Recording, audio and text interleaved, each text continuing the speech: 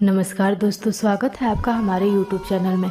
कहानी में आगे बढ़ने से पहले आप हमारे चैनल पर नए हैं तो चैनल को सब्सक्राइब जरूर करें और बेल आइकन पर प्रेस करें ताकि आने वाली और भी नई कहानी की नोटिफिकेशन आपके मोबाइल पे सबसे पहले पहुंचे।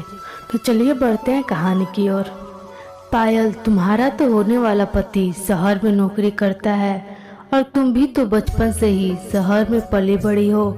तुम कैसे गांव में बिना पति के अपने सास और ननद के साथ रह पाओगी? और तुम्हारी माँ तो कह रही थी कि तुम्हारी ननद भी ससुराल से ज्यादा अपने मायके में ही रहती है। अरे काजल, छोड़ो ये सब बातें। मेरे पिताजी इस दुनिया में नहीं हैं और माँ अकेली कहाँ अच्छे लड़के की खोज में भटकते रहती। मामा जी ने अगर इस परिवार में मेरी शादी का रिश्ता सोच समझकर ही ठीक किया होगा। चल जाने दे ये सब बातें, और मैं जब तक हूँ तब तक मिलाते हैं बाकी की सखियों से। अगर मेरे साथ ही साथ तुम्हारी भी शादी हो गई तो पता नहीं मिलना कब होगा। पायल और काजल दोनों सहेलियां पूरे दिन यूं ही हंसी मजाक करती हैं। दरअसल ये कहानी है छोटे से गांव में रहने वाली पायल की। पायल के पिताजी का देहांत वर्षों पहले हो चुका था।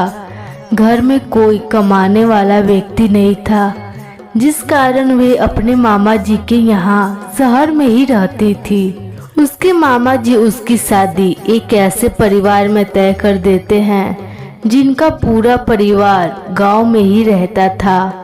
पायल की शादी के लिए उसकी माँ अपना ससुराल वाले कुछ जमीन को बेच देती है और कुछ अपने भाई के नाम पे कर देती है ताकि माँ बेटी वहाँ रहे तो उनकी भाभी को कोई परेशानी ना हो।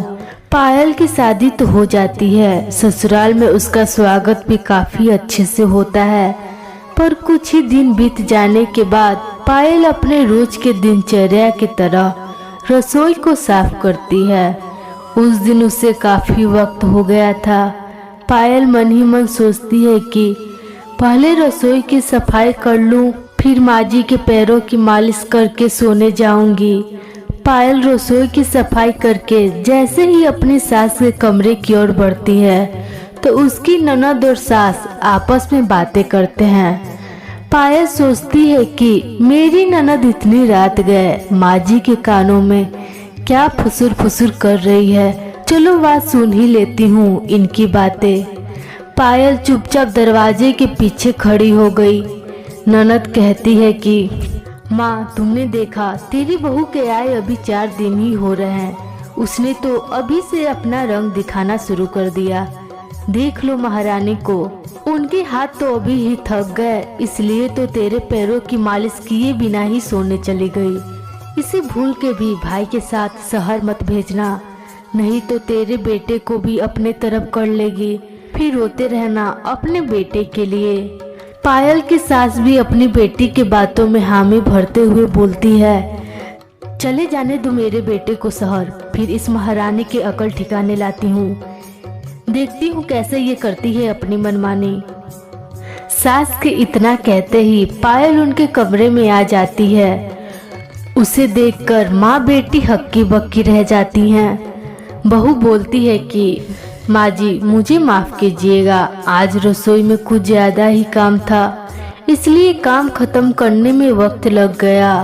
तभी उसकी ननद हंसते हुए बोलती है कि अरे भाभी, तो क्या जरूरी था इतना काम करने की? आप मुझे बोलते तो मैं आपकी सहायता करने आ जाती।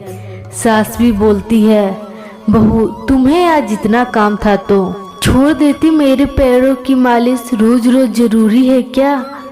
पायल अपनी ननद और सास की बातों का कोई जवाब नहीं देती और अपने सास की पैरों की मालिश करके चुपचाप अपने कमरे में सोने चली जाती है। पायल का पति भी शहर चला जाता है। उसके शहर जाते ही सास ननद मिलकर उस पर काफी अत्याचार करती है, पर पायल सब कुछ सहती है। जब उसका पति शहर से वापस अपने गांव आता है तो सुबह से शाम हो जाती है। वे देखता है कि पूरे दिन सिर्फ उसकी पत्नी घर का सारा काम किए जा रही है और माँ और बहन खुद से उठकर एक गिलास पानी तक नहीं लेती। बेटे से देखा नहीं गया और उसने अपनी माँ से पूछा, अरे माँ, मेरी पत्नी इस घर की बहू है, कोई नौकरानी नहीं, तो तुम माँ बेटी उसके साथ नौकरों वाला व्यवहार क्यों कर रहे हो? तभी माँ बोलती है, बेटा तुम ही बताओ, इसके परिवार वालों ने हमें दिया ही क्या है, और ऊपर से ये घर का भी काम ना करे।